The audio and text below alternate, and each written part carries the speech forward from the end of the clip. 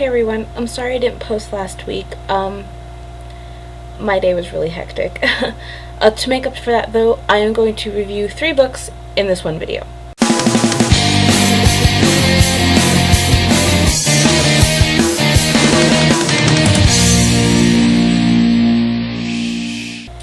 Okay, so as you know, I wanted to review the entire Chronicles of Narnia series.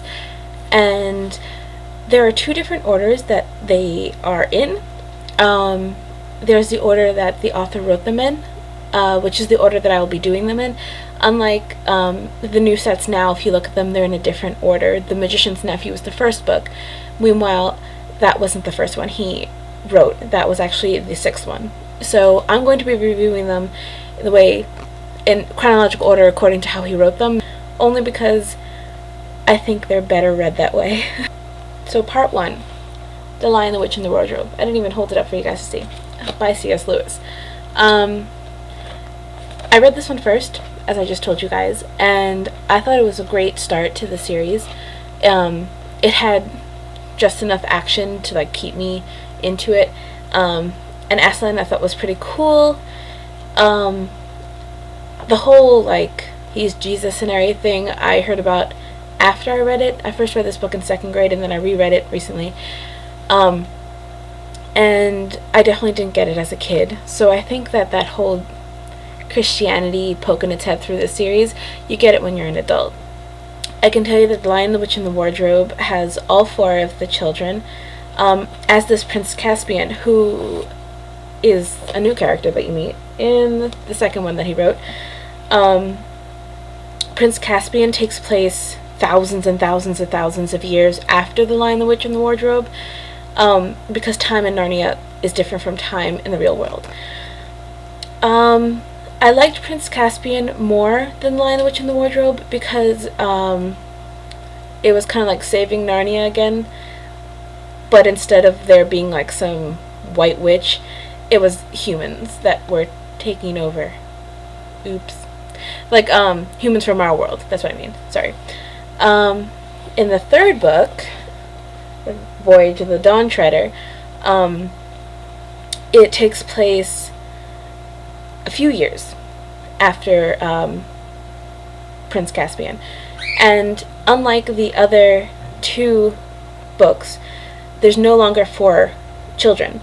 Instead, it's just Lucy and Edmund of the original 4 and their cousin Eustace. I can tell you that I really didn't like Eustace when I first met him, and that's the whole point. He's some snobby kid and then he grows. I still didn't like him at the end of the book. And all the other books that he appears in, I still didn't like him. You know what? Executive decision. I'm going to review all 7.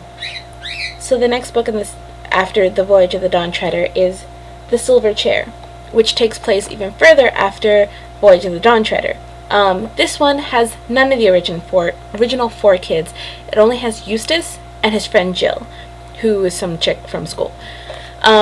This one was the hardest one for me to read, possibly tying with The Magician's Nephew, because none of the characters were from the original 3 books that I liked so much, and it was really slowly paced, and I felt like it was kind of you're questing, and then you're kind of getting towards the end of the book and you're wondering if they're ever gonna find the king they're looking for, and it's they're questing, oh, novel's done.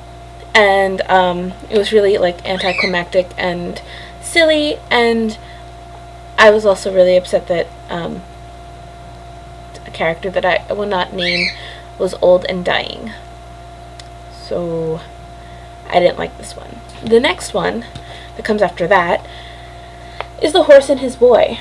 After The Silver Chair, I didn't want to go on with the series, but I read this one, and this one goes back a little bit in time and takes place during the reign of Peter, Lucy, Susan, and Edmund, when they're High King and Queens and everything of Narnia.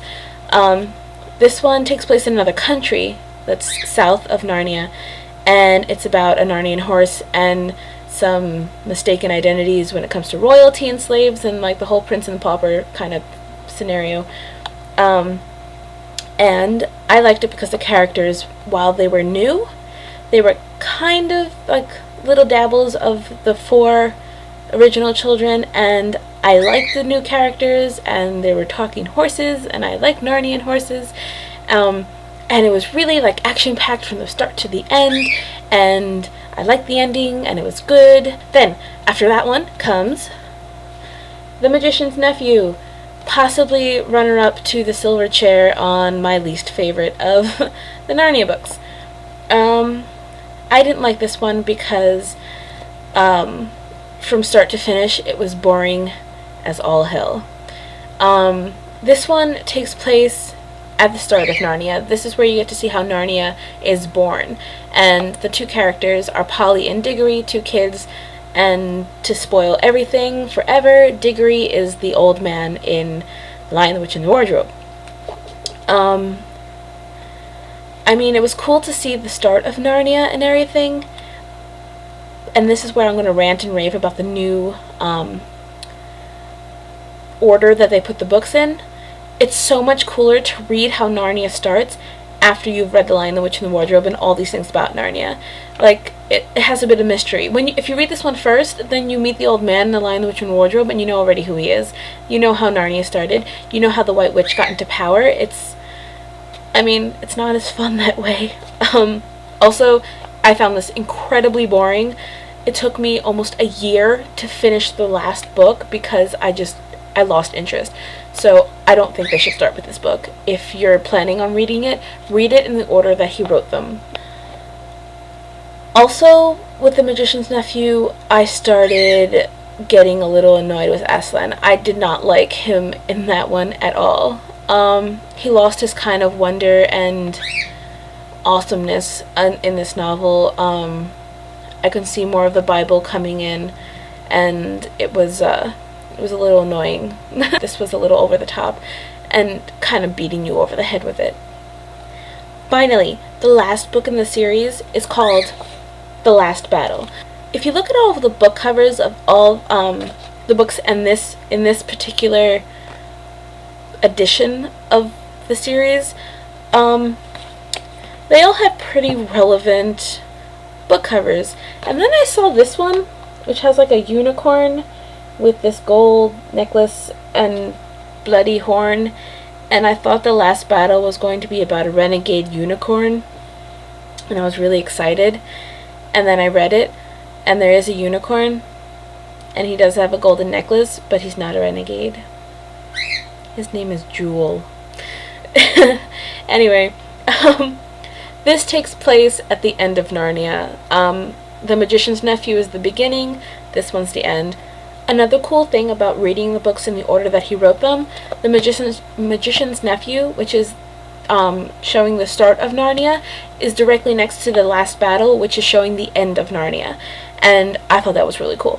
This book was kind of like a quick cap, I felt. It didn't have as much action as the other novels that I liked did. It was kind of like finishing up and telling us what happens at the end of Narnia. Ending of this novel was such a cheap ripoff, it wasn't even funny. It's kind of like the Sixth Sense sort of thing, where it's like, oh, you think something, surprise, I'm so clever, something else. But yeah, I was so disappointed at the end of this book. And I really, really, really didn't like Aslan in this one. This was the one that I decided he's kind of a bully, and he's a little high on his horse. While in Lion, the Witch, and the Wardrobe, he's kind of like this fairy lion. He's really cool. He saves everyone. He gives up his life. He's all noble. In this one, he's kind of like, he lets people fall.